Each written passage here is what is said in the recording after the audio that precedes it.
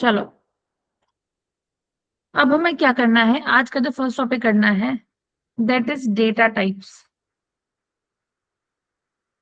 Data types in stats. कि जब तुम स्टैटिस्टिकल डेटा को टैकल करते हो तो तुम्हें किस तरीके का डेटा मिलता है, किस किस तरीके का डेटा मिलता है, उनको क्या क्या कहते हैं और वो कैसे टैकल करते हैं। तो उसके लिए हमें डेटा टाइप्स पता होने चाहिए।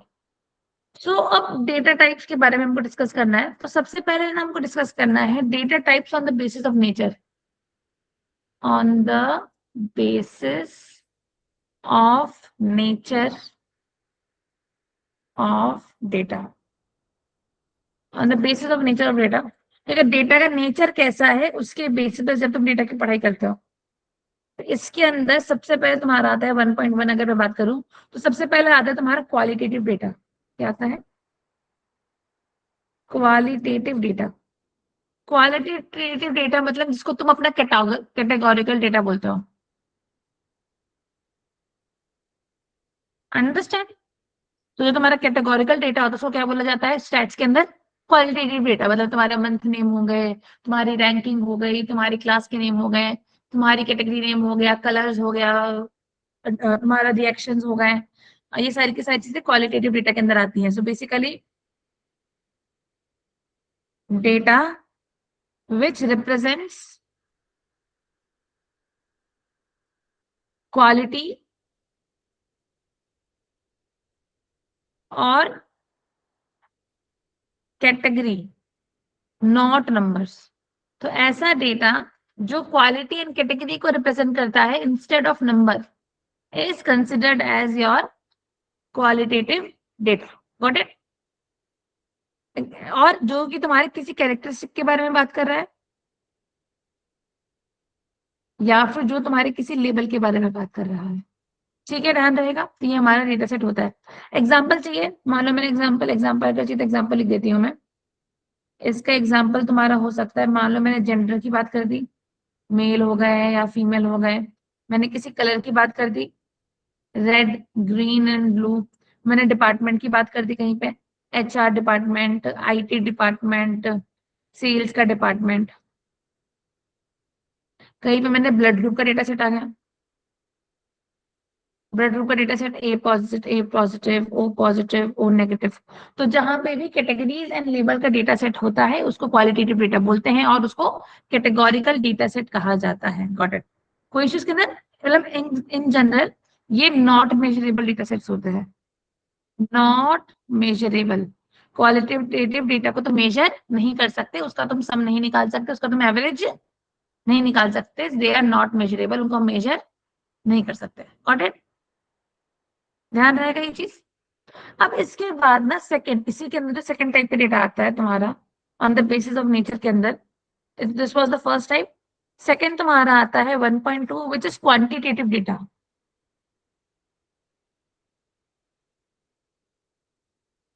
Quantitative data. Quantitative data is a numerical data जिसके अंदर क्वांटिटी दी गई है। मतलब बेसिकली यहाँ पे लेबल्स बताए जाते हैं और यहाँ पे उन लेबल में कितने नंबर या कितने क्वांटिटी आई गई है वो बताई जाती है। तो जैसे कि यहाँ पे जिसके ऊपर पे तुम मैथमेटिकल कैलकुलेशन परफॉर्म कर सकते हो वो सब क्वांटिटेटिव डेटा के अंदर आता है। मतलब बेसिकली ये होता है न्यूमेरिकल डेटा और you can say measurable data. Measurable data. So basically you can perform calculation. तो तुम मीन निकाल सकते हो, मीडियन निकाल सकते हो, मोड निकाल सकते हो, स्टैंडर्ड डेविएशन निकाल सकते हो। एग्जाम्पल क्या हो गया? मान लो एग्जाम्पल इसका मैं दे देती हूँ। तुम्हारी हाइट हो गई, कहीं पे हाइट दे रखा है, कहीं पे एज दे रखा है, कहीं पे सैलरी दे रखी है, कहीं पे टेम्परेचर दे रखा है। तो these are the first on the basis of nature की बेसिस पे बात करें तो नेचर की बेसिस पे दो तरीके के डेटा होते हैं। एक होता है क्वालिटेटिव डेटा और एक होता है तुम्हारा क्वांटिटेटिव डेटा। क्लियर है? अब जो क्वालिटेटिव डेटा होता है ना उसके अंदर भी कुछ सब कैटेगरीज होती हैं और जो तुम्हारा क्वांटिटेटिव डेटा होता है उसके अंदर भी, देखिए ये तुम्हें पता था कि कैटेगरिकल डेटा होता है और एक न्यूमेरिकल डेटा होता है। बट इस डेटा के अंदर क्या सब कैटेगरीज है एकदम मैं वो जिक्र करना था। Got it? तो अब तुम्हारा क्या आ जाता है, इसी के अंदर इन्हीं को डिटेल के अंदर करते हैं हम लोग। तो सबसे पहले हम क्या करने वाले हैं, ए के अंदर ही, एक सेकेंड, लास्ट स्लाइड दोबारा दिखा दो। ऑफ क्वालिटेटिव डेटा, या क्या कहा, एक बार लास्ट स्लाइड दोबारा नॉट दिखा दो। ऑडिबल, क्या कहा फिर से कहना। एक बार लास्ट स्लाइड दोबारा दिखा दो। ये लो देखिए,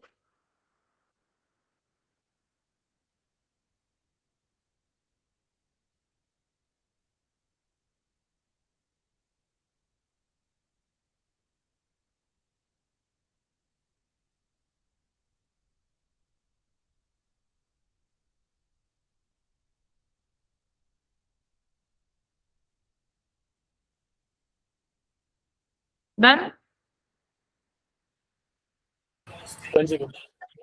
अब हमें क्या करना है, टाइप्स ऑफ क्वालिटेटिव डेटा की, जो क्वालिटेटिव डेटा होता है वो कितने तरीके का होता है। तो क्वालिटेटिव डेटा का अगर तुम टाइप पढ़ोगे तो इसके अंदर जो पहला टाइप आता है, मान लो ये ए है ना, ए के अंदर जो तुम पहला क्वालिटेटिव टाइप पढ़ने वाले हो, दैट इज नॉमिनल डेटा। क्या कहते हैं इसको, नॉमिनल डेटा। अब नॉमिनल डेटा तुम्हारा क्या होता है ये बताती है। सो नॉमिनल डेटा क्या होता है, मैं लिख देती हूँ यहाँ पे, data that represent categories without any order.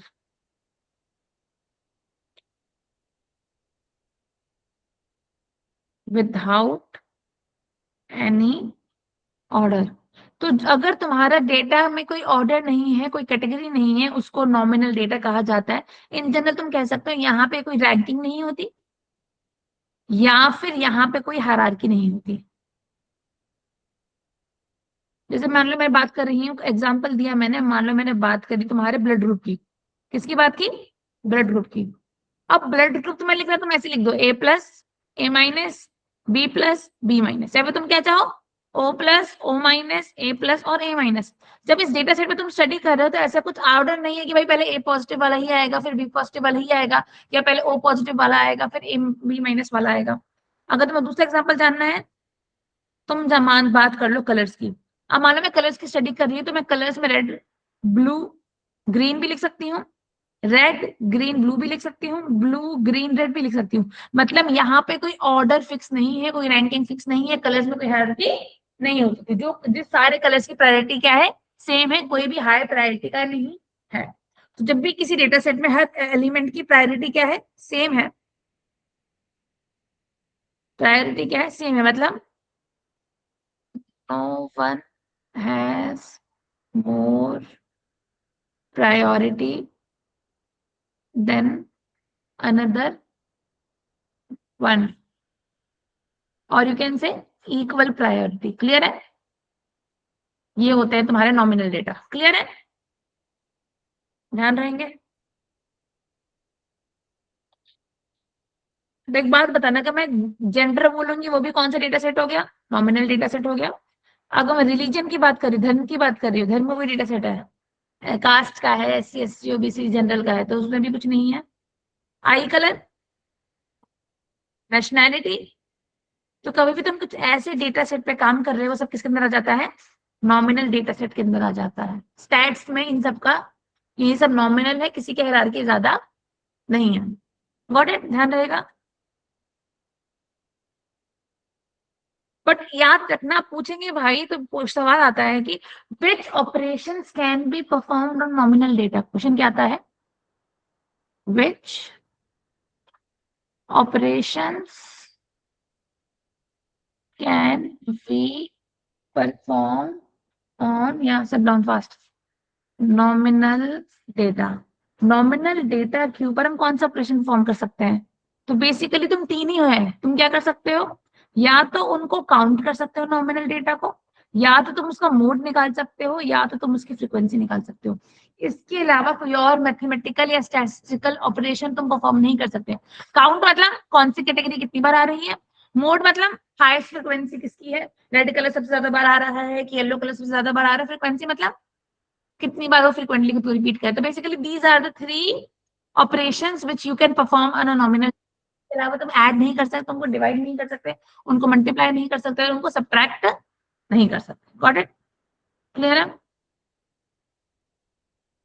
Example दे दो छोटा सा, वैसे आई एम अज्यूमिंग तुम लोगों को पता होगा, बट अगर किसी को इश्यू है तो मैं यहाँ पे छोटा सा एग्जाम्पल बता देती हूँ। मान लो मैंने लिख दिया, ma'am mode and frequency same ही है ना क्या क्या? मैम, हाँ इसमें ये मोड एंड same है, फ्रीक्वेंसी? same है। जैसे मैं एक एग्जाम्पल देती हूँ, मान लो मैंने कलर लिख दिया आई कलर। मैंने बोला आई कलर क्या है? ब्राउन। मैंने तुम सबके ब्राउन कलर लिया और ब्लैक कलर। मैंने तुम सबके आई कलर देखा, ब्राउन कलर के मेरे को 10 बच्चे मिल गए, ब्लैक कलर के मेरे को 20 बच्चे मिल गए पूरे बैच के अंदर। 10 बच्चों की ब्राउन आइज थी, 20 बच्चों की ब्लैक आइज थी। तो ये क्या है उनकी फ्रिक्वेंसी। अब इसमें हाईएस्ट फ्रिक्वेंसी किसकी है? ब्लैक की। तो ब्लैक क्या आ गया मेरा? मोड। और 10 प्लस 20 टोटल कितने बच्चे थे? 30। तो 30 क्या आ गया इसका count. Got it? So now you can differentiate what is frequency, what is count, and what is a mode. Clear है?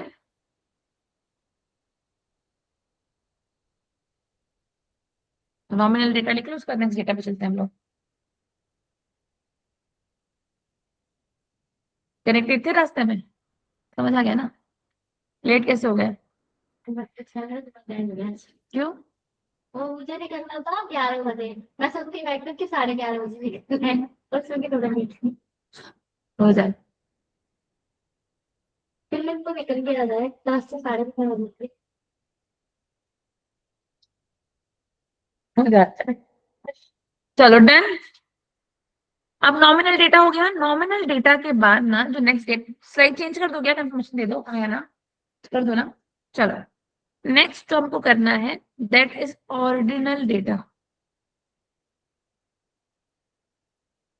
ऑर्डिनल डेटा मतलब इसमें ऑर्डर होता है, इसमें रैंकिंग होता है, इसमें हायरार्की होती है। So basically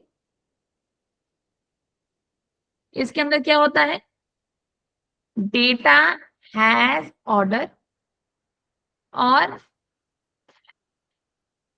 ranking, but difference between values are not measurable.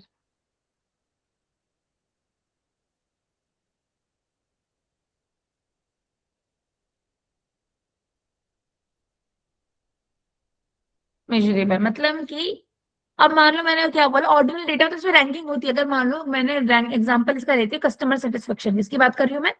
Customer के सेटिस्फेक्शन की बात कर रही हूँ कि भाई जो मेरे पास कस्टमर्स आ रहे हैं वो कितने सेटिस्फाइड हैं। अब एक ऑप्शन क्या आएगा? वो सेटिस्फाइड है, और एक क्या है? वो डिससेटिस्फाइड है। तो यार ये चीज तो मेरे पास कॉमन है कि जो सेटिस्फेक्शन है वो डिससेटिस्फेक्शन के ऊपर आएगी, बट एक्चुअल में सेटिस्फाइड में कितना सेटिस्फाइड है? थोड़ा सेटिस्फाइड है, बहुत ज्यादा सेटिस्फाइड है, बहुत बहुत ज्यादा सेटिस्फाइड है, या फिर थोड़ा डिससेटिस्फाइड है, थोड़ा ज्यादा डिससेटिस्फाइड है, या फिर बहुत ज्यादा डिससेटिस्फाइड है। मतलब ये मुझे पता है कि इसकी रैंकिंग से ज्यादा सेटिस्फाइड जो कस्टमर्स है उनको ज्यादा हायरार्की दी जाएगी, उनको ज्यादा प्रायोरिटी दी जाएगी। बट कितनी ज्यादा प्रायोरिटी दी जाएगी वो हमको मालूम नहीं है। तो बेसिकली यहाँ पे ऑर्डर आ जाता है, रैंकिंग आ जाती है, बट फिर भी दोनों के बीच के डिफरेंस को तुम कैलकुलेट नहीं कर सकते। ये होता है तुम्हारा ऑर्डिनल डेटा सेट। तो यहाँ पे ऑर्डर होती है, रैंकिंग होती है, but the difference between both the ranks can not be calculated. Got it? मान लो मैंने बोला कि यार परफॉर्मेंस मुझे क्या देखनी है? अपनी अपनी सेल्स परफॉर्मेंस देखनी है। सेल्स परफॉर्मेंस या फिर कस्टमर रिलेशनशिप की स्टडी करनी है कि हमारी कंपनी का कस्टमर के साथ रिलेशनशिप कैसा है।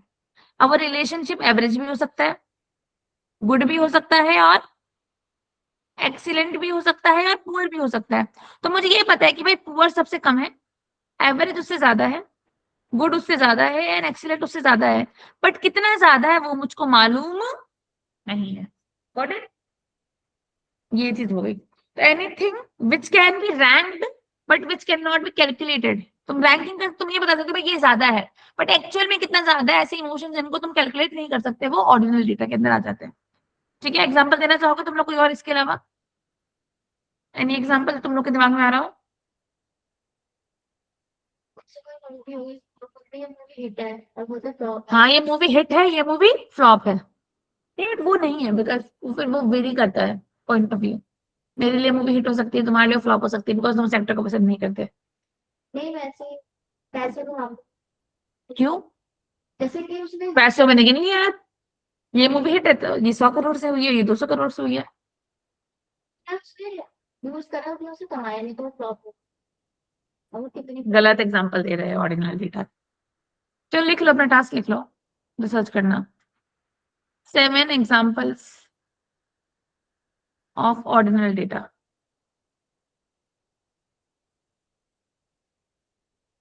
Which were not discussed in class.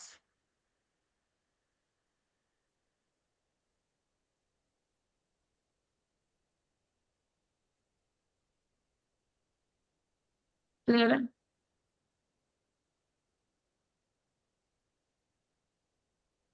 Clear है? तो हमारा कैटेगरिकल डेटा एक्चुअली दो तरीके का होता है, नॉमिनल एंड ऑर्डिनल।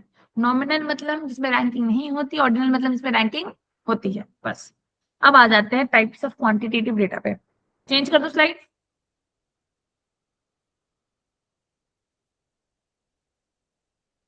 या अब हो जाता है तुम्हारा B, which is types of quantitative data. अब टाइप से बोले जो क्वांटिटेटिव डेटा मतलब ऐसा डेटा जो तुम उसको मेजर करते हो किस तरीके का होता है, तो इसके अंदर भी जो सबसे पहले वाला आता है वो आ जाता है discrete data.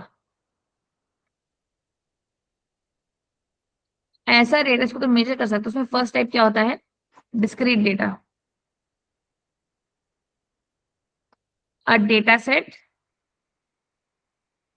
Which has mummy ये 1.2 है, काउंटेबल वैल्यूज। क्या कहा? ये 1.2 है, वो 1.1 तो क्वालिटेटिव था। 1.1 इज डन, अब 1.2 पे आ चुके हैं हम लोग। ये 1.1 था, 1.1 डन है। अब हम किस पे आ गए हैं, 1.2 पे आ गए। 1.2 की सब कैटेगरीज पढ़ रहे हैं, ये था ना, दो बताया था ना मैंने, एक 1.1 था और एक 1.2 था, तो इसके दोनों टाइप्स हमने कर लिए। अब इसके हम कर रहे हैं discrete data, a data set which has specific countable values, और वो भी क्या होनी चाहिए, यूजुअल इंटीजर्स होती हैं।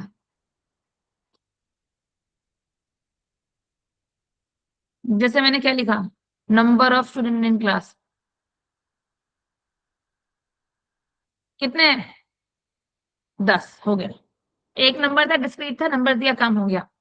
या फिर मैंने बोला number of furniture at your house, कितने हैं? 2 नहीं, 11। 11 फर्नीचर ना, टेबल सोफा टीवी वगैरह वगैरह। या फिर मैंने बोला number of child in family, मान लो मैंने डाल दिया 3। तो कोई भी चीज इसको तुमने गिना, उसका एक नंबर आया एंड वो बस, तो वो क्या हो जाता है, तुम्हारा डिस्क्रीट डेटा हो जाता है। ऐसा नहीं, देखो कैसे डिस्क्रीट बोला मैंने, मैं बोलूंगी या तो मेरे घर में 2 बच्चे हैं या तो मेरे घर में 3 बच्चे हैं। कभी तुमने सुना है मेरे घर में 2 से 3 बच्चे हैं? नहीं ना। तो अगर मैं बोल रही 2 बच्चे हैं 3 बच्चे, डिस्क्रीट डेटा है। बट अगर मैं बोलती 2 से 3 बच्चे हैं तो कॉन्टिन्यूअस डेटा हो जाता, बट एक्चुअल में 2 से 3 बच्चे नहीं होते। तो ऐसे मैंने बोला मेरी इनकम, अब मेरी इनकम क्या होगी, इनकम, इनकम डिस्क्रीट है, बट अगर इनकम की रेंज पूछोगे वो कॉन्टिन्यूअस हो सकती है, तो मैं बोल दूंगी भाई मैं 1.5 लाख से 2 लाख एक महीने कमा लेती हूँ, बट एक्चुअल कितना जो अमाउंट कमाती हूँ वो डिस्क्रीट होगा। बट अगर तुमने सैलरी रेंज पूछी तो वो कॉन्टिन्यूअस हो सकती है। Got it? तो ये तुम्हारा क्या हो जाता है, डिस्क्रीट डेटा होता है। Any issue? I don't think so, तुम्हें इशू आना चाहिए। तो ये 3 चीजें तो हमारी हो गई। तो जो ऐसा डेटा है जो डिस्क्रीट होता है, उसमें कुछ स्पेसिफिक काउंटेबल वैल्यूज होती हैं, ऐसी चीजें जिनको तुम गिन सकते हो, वो डिस्क्रीट वैल्यूज होती हैं। अंदाजन वैल्यूज यहाँ पे नहीं चलती, तो याद रखना। तो एग्जांपल दे रही ताकि तुम लोग को बाद में ध्यान रहे। either you will have either you will have 2 children or you will have 3 children, या तो 2 बच्चे होंगे या 3 बच्चे होंगे। You can not have 2 to 3 children, या तो 2 बच्चे होंगे या तो 3 बच्चे होंगे, 2 से 3 बच्चे नहीं होते। लिख लो एग्जाम्पल को। या फिर यू कैन नॉट हैव 2.5 बच्चे, बस 2.5 बच्चे हैं, ऐसा नहीं होता। और 2.5 चिल्ड्रन नहीं होता डिस्क्रीट डेटा। लिख लो, फिर नेक्स्ट पेज पे चलते हैं। कोई गेस करना चाहेगा नेक्स्ट कैटेगरी क्या होती होगी? कंटिन्यूस, या ऑब्वियसली। हाँ, वो तो पता ही चल गया।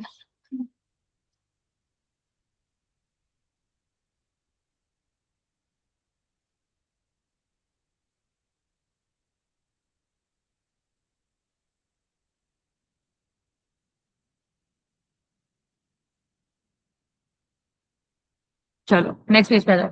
चेंज कर लो, शुड आई चेंज? हाँ ना, कुछ बोलो यार। Yes, sir. चलो, But what about points? Yes, sir. What about? Points. What about? Joint means वो मैसेज। मैसेज तो बना रखा है, बट मैं मैसेज पे हूं नहीं ना। क्या मैसेज बता रखा है? What about what? What about joint children, joint means? 2 ही बच्चे हैं। आगे मेरे जॉइंट चल रहे थे तो मेरे 2 ही बच्चे हैं। अरे जॉइंट। ऐसे आप उसको छोड़ दो तो भाई स्टैट्स में इतना एरर, इतने आउटलायर्स में इग्नोर कर सकते हैं आदित्य। तुमने ज्यादा वो वाले कौन से चैनल थे, एचबीओ चैनल, तुमने वो एचबीओ चैनल ज्यादा देख लिए हैं। वो जॉइंट चिल्ड्रन अगर है तब भी वो 2 ही बच्चे, बिकॉज उनके 2 दिल होते, कभी भी एक दिल नहीं होता। तुमको दो बच्चा ही गिनोगे। कैसे अच्छा था। यार मतलब इसे ज्यादा एचपीओ वाले चैनल नहीं आते थे बचपन में। डिस्कवरी चैनल में जुड़े हुए बच्चे वो ज्यादा देख लिए। नहीं, टीवी पे देखते थे बचपन में, यूट्यूब कहाँ। एक में 2 लड़कियां जुड़ी है, उनके पूरे बड़े थे, नीचे से उनकी 1-2 ही लाए। हाँ, जब 30 मार खान में रघु और राघव जुड़े हुए हैं। चलो आगे बढ़ते हैं। Done, should we move ahead? अब इसके बाद आ जाता है second one is continuous data. ऐसा डेटा जो पूरी रेंज के अंदर कोई भी एक वैल्यू ले सकता है। मैं लिख देती हूँ डेफिनेशन, डेफिनेशन समझ आ जाएगा। Data that can take any value within a range.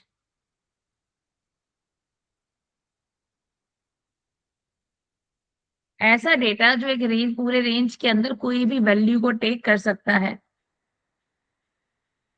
और ये इंक्लूड करता है डेसिमल वैल्यूज को भी। याद रखना, डिस्क्रीट डेटा में सिर्फ इंटीजर वैल्यूज थी, बट इसमें डेसिमल वैल्यूज भी आ जाती है। मान लो मैंने क्या बोला, हाइट। अब हाइट रेंज में मेरी हाइट 165.5 भी हो सकती है, मेरी हाइट 165.6 भी हो सकती है, मेरी हाइट 165.7 भी हो सकती है। तो हम 165 से लेके 166 के बीच में किसी भी रेंज में मैं लाइक कर सकती हूँ। मान लो मैंने बात करी वेट की, तो मेरा वेट 60.2 भी हो सकता है, मेरा वेट 60.3 भी हो सकता है, मेरा वेट 60.4 भी हो सकता है। अंडरस्टूड? मान लो मैंने बात कर दी टेम्परेचर की, तो टेम्परेचर 36.8 भी हो सकता है, टेम्परेचर 36.7 भी हो सकता है, टेम्परेचर 36.9, लाइक पूरे रेंज के अंदर एक रेंज दे दी कि भाई आज टेम्परेचर मिनिमम इतना होगा, मैक्सिमम इतना होगा। तो जो डेटा है वो इतने से इतने के बीच में कहीं पे भी लाए कर सकता है। मैंने बोला है 10 से 11 बजे के बीच में बस आएगी, तो वो बस 10:01 में भी आ सकती है, 10:02 में भी आ सकती है, 10:03 में भी आ सकती है। क्लियर है? और याद रखना, जो कॉन्टिन्यूअस डेटा होता है स्टैट्स के अंदर, इनको मेजर करते हैं using instruments. Continuous data is measured using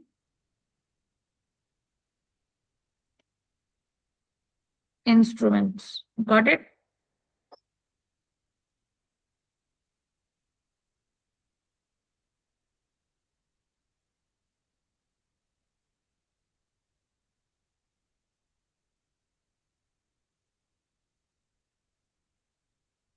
done, clear है?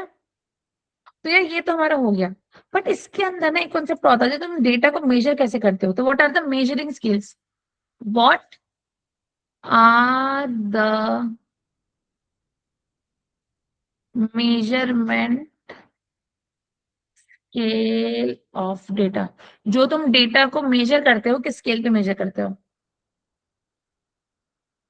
अब इसमें आ गया फॉर एग्जाम्पल, मैंने क्या बोल दिया, तुम्हारा जो ये वाला डेटा होता है, कौन सा वाला डेटा बोला मैंने, तुम्हारा नॉमिनल डेटा आ गया। तो जो तुम्हारा नॉमिनल डेटा होता है उसके अंदर तुम क्या मेजर कर देते हो, अपना काउंट कर लेते हो, फ्रीक्वेंसी निकाल लेते हो, फलानी फलानी चीजें निकाल लेते हो। अगर तुम्हारा ऑर्डिनल डेटा है, ऑर्डिनल डेटा के अंदर तुम क्या निकाल लेते हो, ऑर्डिनल डेटा के अंदर तुम लोग क्या कर देते हो, रैंकिंग से मेजर कर देते हो, क्या रैंकिंग आ रही है उससे मेजर कर लेते हो। अगर ऑर्डिनल डेटा के बाद तुम्हारा क्वांटिटेटिव डेटा है, तो क्वांटिटेटिव डेटा में तुम इंटरवल स्केल नाप सकते हो, कितना का इंटरवल आ रहा है, 10 से 20 का इंटरवल आ रहा है, 5 से 10 का इंटरवल आ रहा है, या फिर तुम इसको मेजर कर सकते हो रेशियो में। अगर डिस्क्रीट डेटा है तो उसको तुम रेशियो में मेजर कर सकते हो कि भाई मेरी मॉर्निंग बैच में 10 बच्चे हैं, इवनिंग बैच में 12 बच्चे हैं, तो 10/12 का रेशियो आ रहा है। तो अगर इसको रेशियो स्केल में मेजर करते हैं तो ये बता देती हूँ, नॉमिनल डेटा को नॉमिनल स्केल में रेंज करते हैं, ऑर्डिनल डेटा जो होता है उसको रैंकिंग में मेजर करते हैं, जो कॉन्टिन्यूअस डेटा होता है उसको इंटरवल स्केल में मेजर करते हैं, और जो तुम्हारा डिस्क्रीट डेटा होता है उसको रेशियो स्केल में मेजर करते हैं। तो स्केल याद रखना कि स्केल में मेजर किया जाता है जनरली, क्लियर है? और इसके साथ types of data is done, next topic पे मूव करते हैं। ये कुछ कीवर्ड्स थे, मैं चाह रही थी तुम्हारे दिमाग में आए तो उसको ध्यान में रखना, क्लियर है? डन, लिख लो उसको, फिर हम आगे बढ़ते हैं।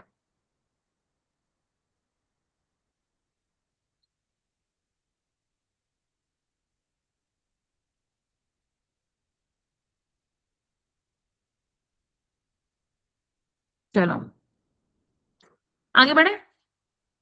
अब यार अब ना हमने क्या करा था, अब हमें आज का टॉपिक, आज का सेकंड टॉपिक है जो मैं पढ़ना है मुझे topic, that is non parametric test. क्या है? Non parametric test. Non parametric test मतलब कोई ऐसा डेटा जिसका डेटा डिस्ट्रीब्यूशन, सुनना, कोई ऐसा डेटा जिसका डेटा डिस्ट्रीब्यूशन नॉर्मल नहीं है। तो कोई ऐसा डेटा जिसका डिस्ट्रीब्यूशन नॉर्मल नहीं है उसको हम किससे मेजर करते हैं, नॉन पैरामेट्रिक टेस्ट से मेजर करते हैं। मतलब अगर नॉर्मल डिस्ट्रीब्यूशन है, नॉर्मल डिस्ट्रीब्यूशन क्या होता था, मैम ये वाला। हाँ मैम मैम, या मैम ये जो आपने इंटरवल स्केल बताया है और रेशियो स्केल बताया, ये एक बार दोबारा बताएंगे? क्या बताया है? इंटरवल स्केल और रेशियो स्केल। हाँ, इंटरवल स्केल मतलब जब भी तुम्हारा कॉन्टिन्यूअस डेटा होता है ना, ये कॉन्टिन्यूअस डेटा को तुम इंटरवल में मेजर करते हो कि भाई 60 kg से लेके 80 kg के बीच का वजन हो सकता है, या 10 से 11 बजे तक ट्रेन आ सकती है ना, तुम रेंजेस लेते हो यहाँ पे जब तुम्हें उसका मेजरमेंट करना होता है। और अगर तुम्हें डिस्क्रीट डेटा को मेंशन करना होता है तो तुम उसका रेशियो बता लेते हो। मान लो मैंने बोला मेरे पास मेल 10 है, फीमेल स्टडी के लिए 12 है, तब मेरा रेशियो कितना हो गया, 10/12, बस। तो कंटिन्यूअस डेटा को मेजर करना होता है जनरली हम इंटरवल रेंजेस की बात करते हैं, डिस्क्रीट डेटा की को कंपेयर करना होता है तो हम रेशियो की बातें करते हैं। तो कंपैरिजन के लिए हम किस मैथमेटिकल कॉन्सेप्ट का बात करते हैं वही बताया बस मैंने। तो Got यहाँ it? पे इंटरवल इंटरवल इक्वल होगा क्या? इंटर डिपेंड्स, ऐसा कुछ कंपल्शन नहीं, इंटरवल होगा, बट इंटरवल इक्वल भी हो सकता है, इक्वल भी हो सकता है, या फिर एक्सपोनेंशियल भी हो सकता है, ऐसा कुछ फिक्स नहीं है। ठीक है, आगे बढ़ो। हाँ जी। चलो, तो हम क्या कर रहे हैं, मैंने क्या बोला, अगर डेटा तुम्हारा नॉर्मली डिस्ट्रीब्यूटेड है, क्या बोला, डेटा तुम्हारा नॉर्मली डिस्ट्रीब्यूटेड है, तब तुम क्या करते थे उसके ऊपर टी टेस्ट परफॉर्म करते थे। बट अगर डेटा तुम्हारा नॉर्मली डिस्ट्रीब्यूटेड नहीं है तो उसके ऊपर तुम नॉन पैरामेट्रिक टेस्ट परफॉर्म करते हो, याद रखना। अगर डेटा नॉर्मली डिस्ट्रीब्यूटेड है और छोटा डेटा है, क्या बोला, नॉर्मली डिस्ट्रीब्यूटेड है और अगर छोटा डेटा है तो तुम टी टेस्ट परफॉर्म करते हो, पेयर टी टेस्ट परफॉर्म करते हो, अनोवा परफॉर्म करते हो। बट अगर डेटा छोटा है लेकिन नॉर्मली डिस्ट्रीब्यूटेड, तब तुम नॉन पैरामेट्रिक टेस्ट परफॉर्म करते हो, जो मैं बताने वाली हूँ। So basically t test and ANOVA के ऑल्टरनेटिव टेस्ट क्या होता है वो बताने वाली हूँ। तो अगर डेटा में नॉर्मल डिस्ट्रीब्यूशन है then you go t test लगाओ और नोवा लगाओ, तुम्हारा काम हो जाएगा। बट अगर डेटा नॉर्मली डिस्ट्रीब्यूटेड नहीं है, डेटा में अगर स्क्यूनेस आ गई है या फिर डेटा में कर्टेसिस आ गई है, तो अगर स्क्यूनेस एंड कर्टेसिस आ चुकी है तब तुम्हें ये वाले टेस्ट परफॉर्म करने पड़ेंगे। तो बेसिकली टी टेस्ट का अल्टरनेटिव क्या होता है वो पढ़ेंगे, और नोवा का अल्टरनेटिव क्या होता है वो पढ़ेंगे। तो अगर डेटा में स्क्यूनेस एंड कर्टेसिस आ गई है तो ये वाले टेस्ट परफॉर्म करने पड़ेंगे इंस्टेड ऑफ द टेस्ट जो तुमने पिछले कुछ सेशंस में पढ़े हैं। Got it? स्टार्ट करें। So non parametric test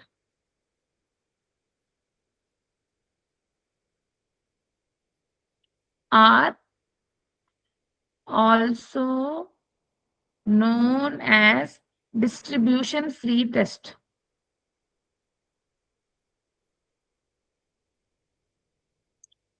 because इसमें डेटा की डिस्ट्रीब्यूशन है नहीं, जैसे नॉर्मल डिस्ट्रीब्यूशन फ्री है कि राइट में ज्यादा हो सकती है, लेफ्ट में कम हो सकती है, लेफ्ट में ज्यादा हो सकती है, राइट में कम हो सकती है, ऐसा कोई बाउंडेशन इसके अंदर नहीं है।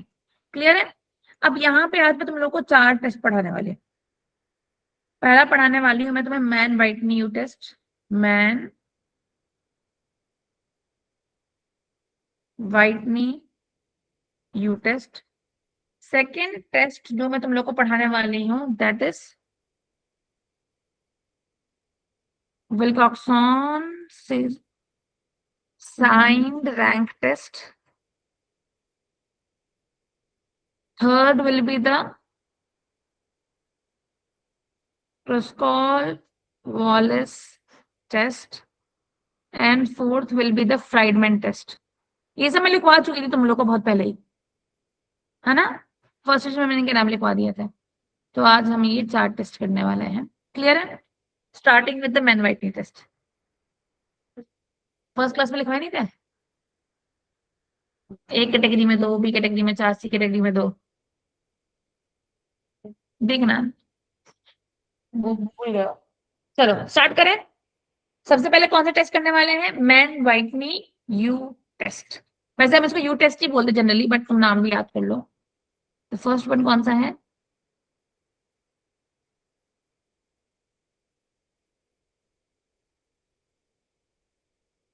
Mann Whitney U test.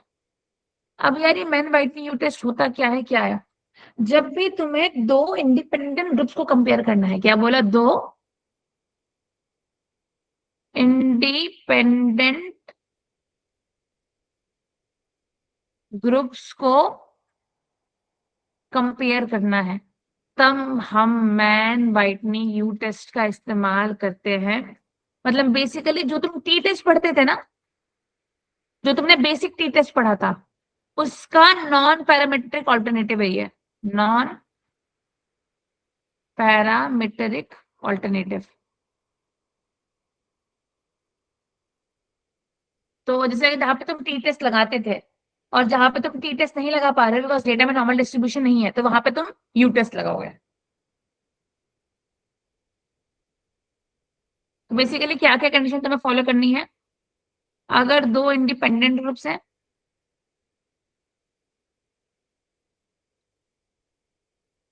तो इंडिपेंडेंट ग्रुप मतलब offline batch and online batch. Independent groups मतलब कि फिजिक्स के मार्क्स और केमिस्ट्री के मार्क्स मुझे कंपेयर करने हैं।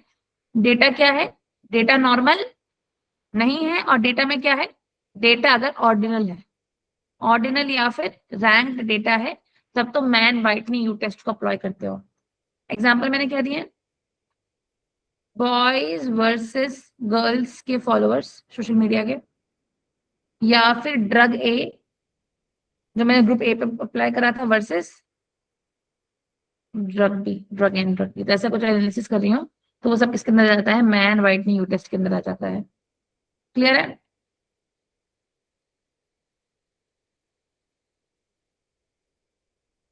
तो basically same as the t test but same as the t test but not the normal distribution, याद रखना।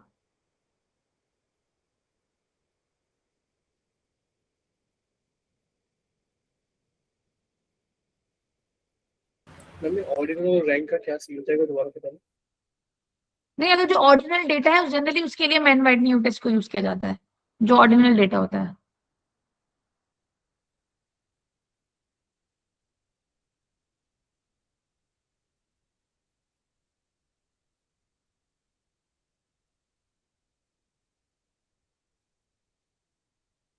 क्लियर है? लिख लो। न्यूमेरिकल बना के दिखा दो, छोटा सा एक न्यूमेरिकल बना के दिखा दी ताकि तुम लोग हल्का हल्का क्लियर हो जाए। न्यूमेरिकल एंड फॉर्मूला में इसका समझा देगी तुम सबको। And now how it works is, man writing numerical देख लो। मान लो मैंने वही करा, एग्जाम्पल कंपेयरिंग टीचिंग मेथड। मैंने 3 बच्चों को पढ़ाया है, कुछ बच्चों को मैंने मेथड ए से पढ़ाया, 40 नंबर आए, 45 नंबर आए और 50 नंबर आए। कुछ बच्चों को मैंने मेथड बी से पढ़ाया, 55 नंबर आए और 60 नंबर आए और 65 नंबर आए। तो ये है। अब इसका मुझे क्या करना है, यू टेस्ट परफॉर्म करना है। तो इसके अंदर क्या होता है, सबसे पहले आता है स्टेप 1। तो कलर चेंज करना पड़ेगा। तो इसमें आता है सबसे पहले स्टेप 1। स्टेप 1 क्या होता है, डेटा को कंबाइन कर दो। क्या कर दो, डेटा को कंबाइन कर दो। तो डेटा कंबाइन करके कैसे बनेगा, 40 45 50 55 60 और 65। डन। इसके बाद स्टेप 2 आता है, इस डेटा के अंदर अब रैंकिंग प्रोवाइड कर दो। क्या प्रोवाइड कर दो, रैंकिंग। तो यहाँ पे मैं लिख दूंगी वैल्यू और यहाँ पे क्या दे दूंगी उनको, रैंक। तो वैल्यू 1 क्या है, 40, इसको मैंने क्या रैंक दे दिया, 1। वैल्यू 2 क्या है, 45, इसको मैंने क्या रैंक दे दिया, 2। फिर क्या है, 55, रैंक 3 दे दिया, 50 हो गया। फिर आया 55, उसे रैंक 4 दे दिया। फिर आया 60, रैंक 5 दे दिया। फिर आया 65, रैंक 6 दे दिया। Got it? तो स्टेप 2 क्या है, हर वैल्यू को कंबाइन करके हमने क्या प्रोवाइड कर दी, रैंकिंग प्रोवाइड कर दी। तुम रैंकिंग यहाँ से भी चालू कर सकते हो और तुम रैंकिंग यहाँ से भी चालू कर सकते हो, कुछ कंपल्शन नहीं है। कोशिश करना कि छोटे नंबर से चालू करो हमेशा। देन इसके बाद स्टेप 3 आता है, सबसे इंपॉर्टेंट स्टेप। स्टेप 3 आता है, अब रैंक का सम निकालो। क्या निकालो, रैंक का सम निकालो। अब एक मेथड कौन सा था हमारे पास, मेथड ए। मेथड ए में बच्चों का क्या क्या रैंक आया है, रैंक 1, रैंक 2 एंड रैंक 3। तो मेथड ए का अगर मैं रैंक, मेथड ए के अगर जो भी रैंक्स हैं उनका सम करूंगी तो कितना आएगा, 1 + 2 + 3, कितना आ गया, 6 आ गया। वैसे ही अब मैं क्या करूंगी, मेथड बी के जितने भी रैंक्स हैं उनका सम निकालूंगी।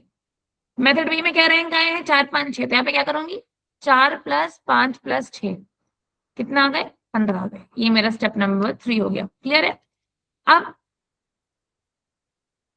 एक सेकंड दो, हल्का सा इसको ब्यूटीफाई कर देती हूँ ताकि यू ऑल कैन डिफरेंशिएट बाद में नोट्स के वक्त, बिकॉज ये डॉक्यूमेंट तुम लोगों से मैं शेयर कर दूंगी। क्लियर है? अब तुम्हारा क्या आ गया, स्टेप नंबर 4 आ गया। स्टेप नंबर 4 क्या आ जाता है, फॉर्मूला अप्लाई। क्या करना है, फॉर्मूला अप्लाई। फॉर्मूला मैं नेक्स्ट शीट पे अप्लाई कर रही हूँ। क्लियर है? लिख लो इसको, फिर मैं नेक्स्ट शीट पे आ जाऊंगी।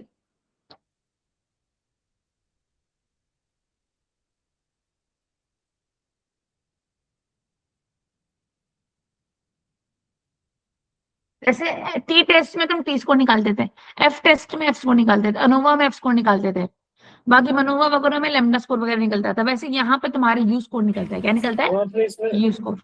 मैम आपने क्या इसमें रेंज पे लिखी है, आपने इसमें रेंज पे लिखी है, तो रैंक है ना। रैंक लिखा, रेंज नहीं लिखा, रैंक लिखा, के है ये।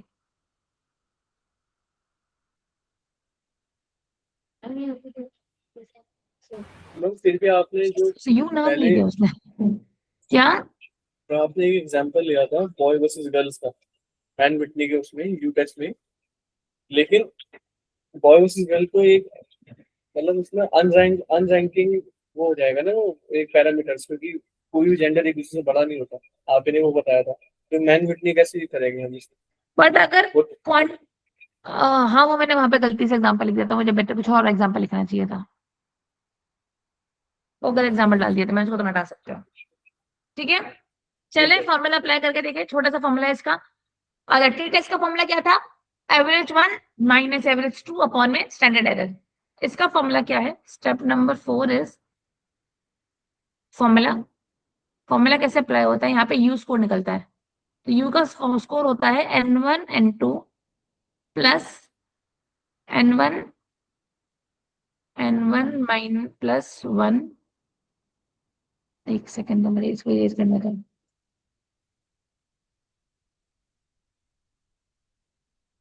n1 plus n1/2 minus r1 means basically क्या करो, यू स्कोर निकालो for the method 1, you score निकालो फॉर द मेथड 1। अब तुम बोलोगे यार ये n1 क्या है, n2 क्या है, ये तो समझ ही नहीं आ रहा, तो मैं बता देती हूँ। n1 क्या है, ग्रुप 1 का साइज, n2 क्या है, ग्रुप 2 का size, wait I am getting a call,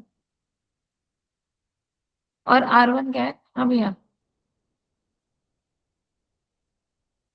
okay scanner दे दो। ठीक,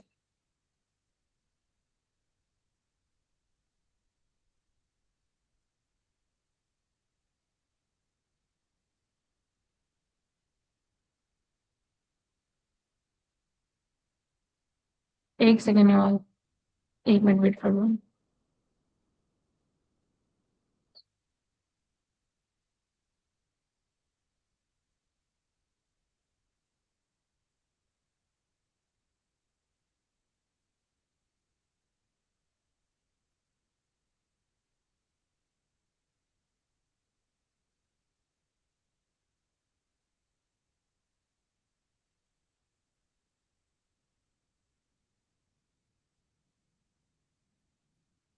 चलो डन, कई लोगों ने अभी तक वैल्यू भी कैलकुलेट कर ली होगी सक्सेसफुली, तो कैसे करेंगे, यहाँ पे n1 की वैल्यू कितनी है, 3, बिकॉज ग्रुप 1 में 3 वैल्यूज थी, ग्रुप 2 में भी 3 वैल्यूज थी, रैंक 1 कितना आ रहा था हमारा, 6, तो u1 की वैल्यू कितनी आ जाएगी, 3 प्लस, यहाँ पे n1 n2, तो यहाँ पे आ गया 3 × 3 प्लस में ये क्या है, 3 × 3 + 1, तो 3 × 4 बाय में 2 -6, यही हो गया ना। तो u1 को कैलकुलेट करके बनेगा 3 3 9 प्लस 4 3 12/2, 6 -6, तो u1 की वैल्यू आ गई मेरी, u1 = 9। क्लियर है?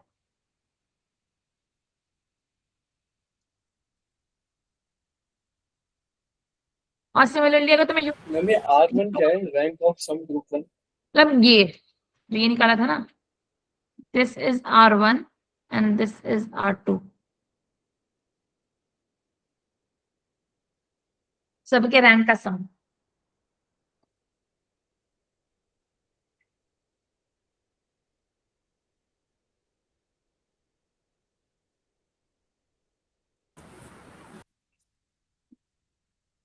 हाँ तो u1 निकल गया। अब u2 निकालने के लिए क्या करना है, माइक किस कौन है, u2 निकालने के लिए, हाँ अच्छा, u2 निकालने के लिए क्या करना है, n1 n1 एंड n2 के प्रोडक्ट में से u1 को माइनस कर देना, u2 आ जाएगा। तो u2 की वैल्यू आती है, n1 कितना है, 3 3 का 9, 9 - 6 कितना आ गया, 3, तो u2 की वैल्यू कितनी आती है, 3। तो this is the formula to calculate u2, मैं दोनों को हाईलाइट कर देती हूँ। ये फॉर्मूला होता है u1 को कैलकुलेट करने के लिए, और ये फॉर्मूला होता है u2 को कैलकुलेट करने के लिए। तो u1 आ रहा है हमारा 9, u2 आ रहा है हमारा 3।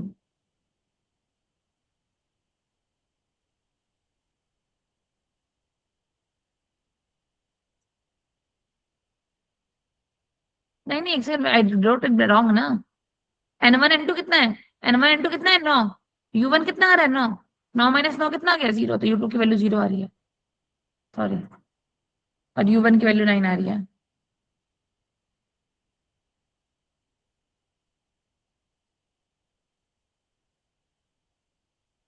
मैम ये हम निकाल क्यों रहे हैं, इसका पर्पस मैं क्या बता है? रही हूँ, यहाँ पे 2 वैल्यूज आई, एक u1 की वैल्यू आई है और एक u2 की वैल्यू आई है।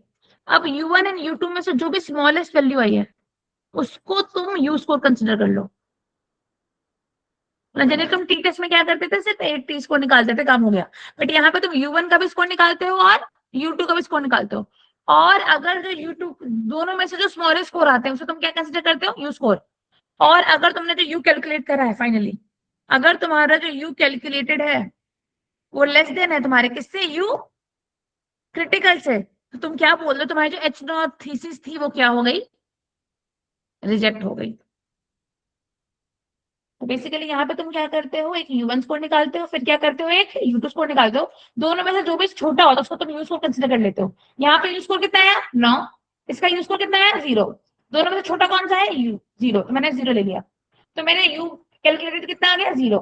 मान लो थ्रेशोल्ड वैल्यू कितनी आ रही थी 0.5, तो 0 क्या 0.5 से छोटा है, अगर है तो क्या हो जाएगी, जो तुमने H नॉट थीसिस ली थी वो क्या हो गई, रिजेक्ट हो गई। मतलब जो ऑब्जेक्शन तुमने शुरुआत के टेस्ट में लिया था वो गलत है। सिंपल।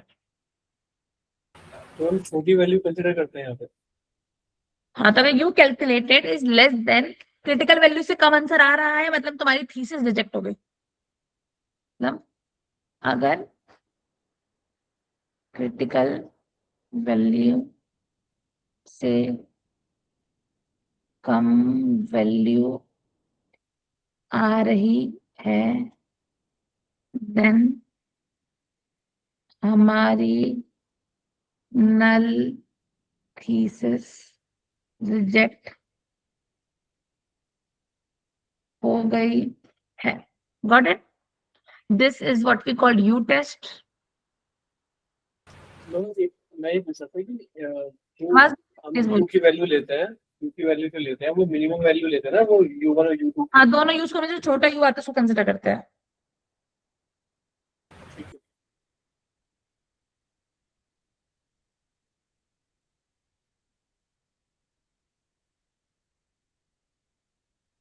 मतलब नोट डाल देती हूँ।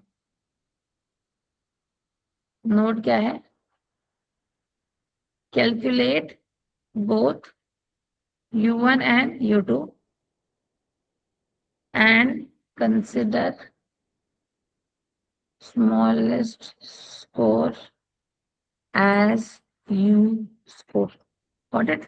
लिख लो, समझ लो, फिर नेक्स्ट टेस्ट पे चलते हैं। मैम इनिशियल थीसिस को ही जो हम पहले प्रेडिक्ट क्या? करते हैं उसको ही हम नल थीसिस बोलते हैं ना, जो कि रिजेक्ट हो जाती है अगर U की वैल्यू कम हाँ, तो होती है। ऑल्टरनेटिव मतलब ऑल्टरनेटिव थीसिस है, नल थीसिस नहीं है इस केस में।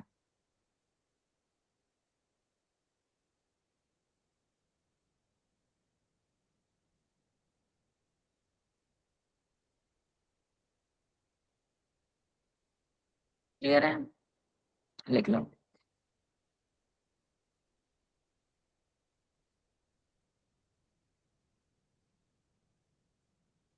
नेक्स्ट टेस्ट पे चलो, कंफर्मेशन दे दो एक बार मुझे, हाँ या ना।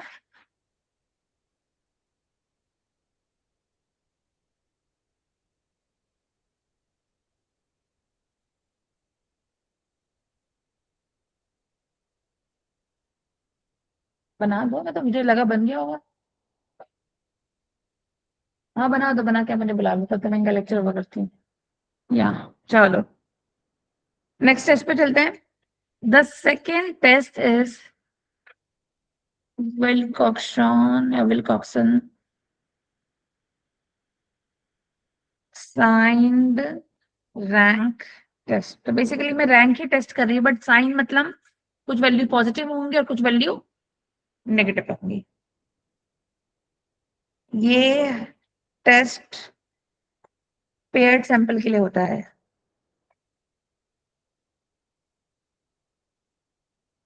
याद है तुम लोगों ने पेयर्ड टी टेस्ट करा था? पेयर्ड टी टेस्ट कि एक बार खाना खिलाने से पहले तुम लोग का वेट ले लिया मैंने, एक बार खाना खिलाने के बाद वेट ले लिया, तो उसी का ऑल्टरनेटिव नॉन पैरामेट्रिक टेस्ट है। कोई ऐसा डेटा सेट जिसे मैंने एक ही ग्रुप का बिफोर एंड आफ्टर वैल्यूज ली है, बट वो मैंने जिस डिस्ट्रीब्यूशन में ली है वो डिस्ट्रीब्यूशन नॉर्मल नहीं है, तो वहां पे ये टेस्ट लगेगा। कहाँ पे नहीं, क्या लिखा है समझ नहीं आ रहा। हाँ तो कहाँ पे, ये तो बताओ।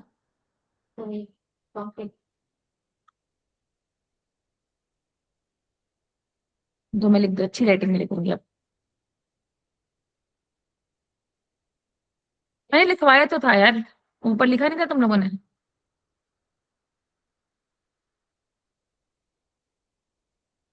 अब तो आ रहा है ना?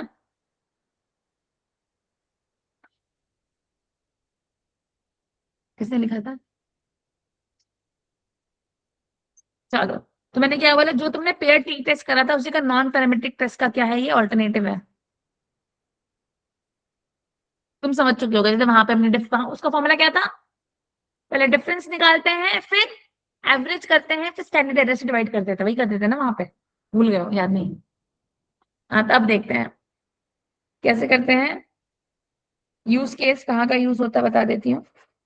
बिफोर वर्सेस आफ्टर कंपैरिजन के लिए, या फिर मान लो स्टूडेंट के स्कोर में कितने इंप्रूवमेंट आया उसके लिए,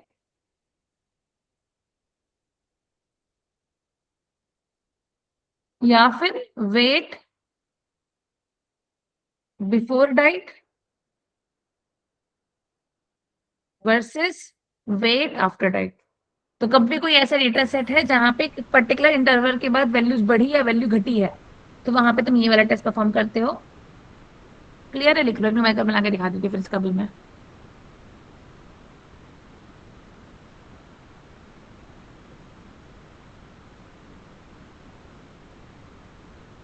मैम लेकिन अगर पेयर टी टेस्ट है हमारे पास तो फिर जरूरत क्या पड़ी इसकी? Paired t test normal distribution के लिए है, अगर डिस्ट्रीब्यूशन नॉर्मल नहीं है तो अब टी टेस्ट तुम नहीं लगा सकते, फिर वहां पर तुम्हें ये टेस्ट लगाना पड़ेगा। अगर डेटा में स्क्यूनेस या कटनेस आ गया तो पेयर टी टेस्ट नहीं चलेगा, फिर तुम्हें ये वाला रैंक टेस्ट लगाना पड़ेगा, साइन रैंक टेस्ट।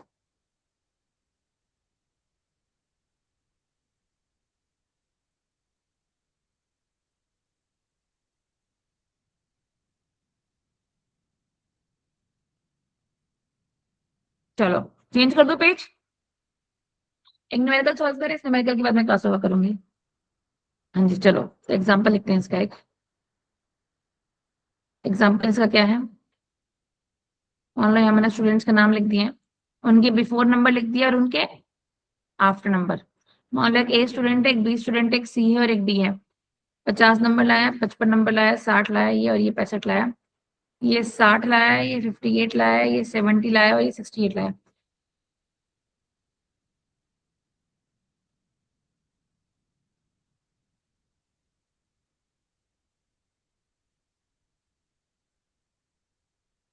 मतलब एक बार मैंने बताया बिना टेस्ट लिया है और एक बार बता के टेस्ट लिया है, उसका तुम कंसिडर कर सकते हो ये। ठीक है, डेटा सेट आ गया। अब इस डेटा सेट के अंदर सबसे पहले क्या कैलकुलेट करते हैं, इसका स्टेप 1 होता है डिफरेंस निकालो। क्या निकालो? डिफरेंस। तो 50 माइनस 60 कितना आ रहा है? 10। ये कितना आ रहा है? 3। ये कितना आ रहा है? 10। और ये कितना आ रहा है? 3। Step 1 done. इसके बाद तुम स्टेप 2 करते हो, विच इज एब्सोल्यूट वैल्यू। क्या है?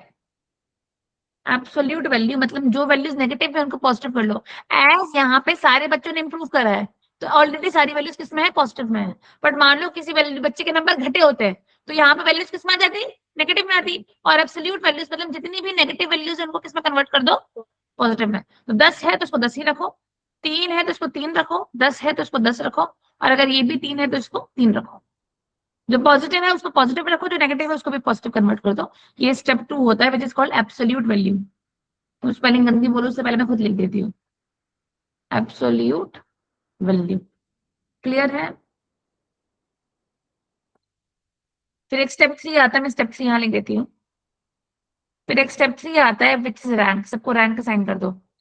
तो एक को मैं असाइन कर देती हूँ रैंक 1, इसको असाइन कर देती हूँ रैंक 2, इसे असाइन कर देती हूँ रैंक 3, इसे असाइन कर देती हूँ रैंक 4। क्लियर है?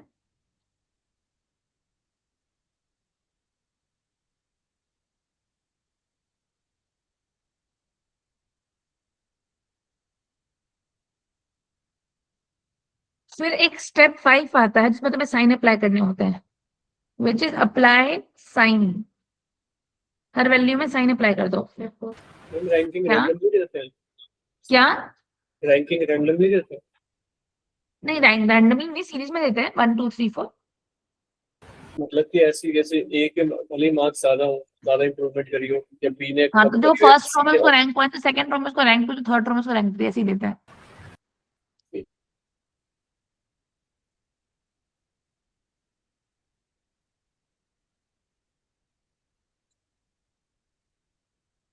अब रैंक को साइन अप्लाई कर दो। एज ए सारे बच्चों ने इंप्रूव करा तो सबको क्या रैंक दे दो? +1 rank, +2 rank, +3 rank. Apply sign to the rank, which is step number 5। क्या? फोर का क्या? 4 कहाँ गया मतलब?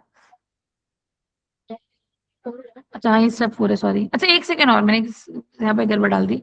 रैंकिंग ऐसे मत दो तुम लोग, वेट। रैंकिंग ऐसे नहीं दो, मैं इसको इम्प्रूव करती हूँ, सॉरी, रैंकिंग दो तुम लोग ऐसे। ये 3 नंबर लाया ना, तो इसको रैंक 1 दे दो, इसको रैंक 2 दे दो, इसको 3 दे दो और इसको 4 दे दो। जो कहा छोटे से चालू करो हमेशा, मैं नोट बोला, स्टार्ट विद स्मॉल हमेशा, स्टार्ट रैंकिंग विद स्मॉल। मैंने वो देखा नहीं ना, मैं एबीसीडी के चक्कर में 1 2 3 4 लिख दी, मैं भूल गई थी हम इस पे काम कर रहे हैं। तो दे दिया 1 2 3 4 दे दिया। और अब इसके बाद इनको साइन अप्लाई कर दो। साइन अप्लाई कैसे करेंगे? प्लस प्लस प्लस और प्लस। क्लियर है?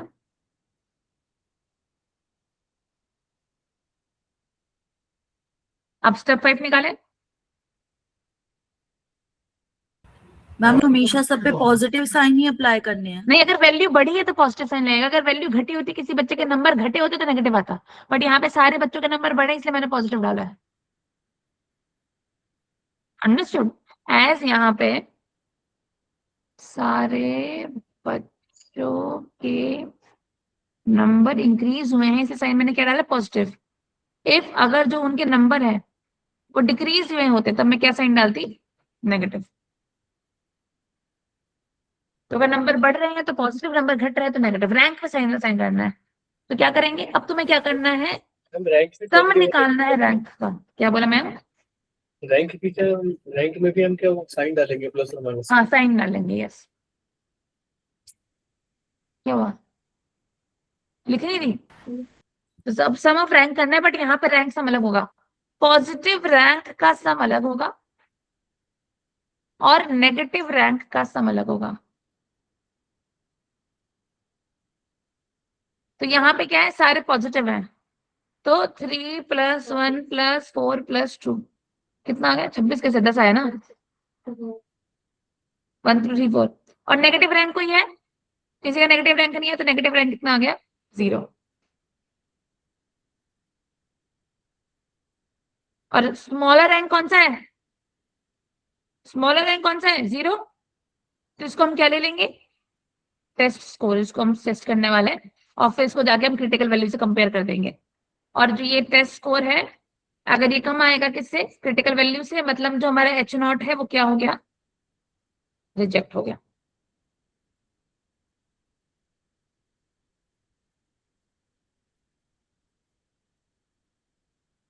यही है ना कि इसका 10 आ रहा है, इसका 0 है, दोनों में से छोटा कौन सा? 0। तो टेस्ट स्कोर कितना है? यू स्कोर निकलता है, एफ स्कोर निकलता है, यहाँ पे टेस्ट स्कोर है, टेस्ट स्कोर कितना है? 0। और अगर जो भी क्रिटिकल वैल्यू होगी, क्रिटिकल वैल्यू से 0 क्या है? क्रिटिकल वैल्यू से कम है, तो तुम्हारी जो H0 थीसिस ली थी तुमने, जो तुमने नल थीसिस ली थी, वो क्या है? गलत है।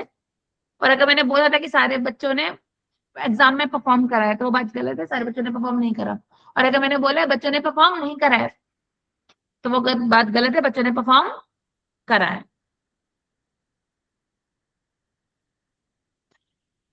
टेस्ट स्कोर बोलते हैं इसको। क्या? टेस्ट स्कोर बोलते हैं इसको। क्या बोलते हैं? हाँ, टेस्ट स्कोर बोलते हैं। MME-CV क्या है? Critical value. देखो इसके बाद भी अब है टेस्ट, बट जो अगला टेस्ट है वो एनोवा ऑल्टरनेटिव है। And you all know ANOVA alternative है, तुम्हारा दिमाग कैसे खराब हो जाएगा। तो उसको अभी मैं इतना ओवर रखती हूँ कि नेक्स्ट सैटरडे मैं एनोवा ऑल्टरनेटिव एंड वहां से फिर काई स्क्वायर करवा के उसको मैं ओवर करूंगी, ठीक है? अभी मैं इसको इतना रखती हुई मैं नेक्स्ट पॉइंट में नहीं बता रही, ठीक है? चलो, इसको मैं सेव कर दूं क्या? इसको सेव करने की जरूरत है क्या?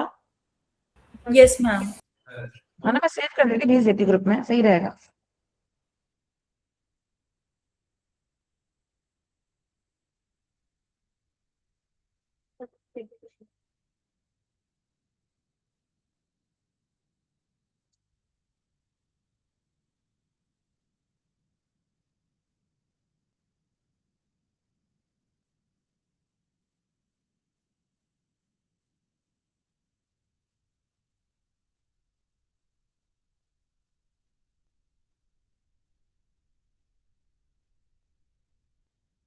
ये कहाँ प्रिंट होने लग गया?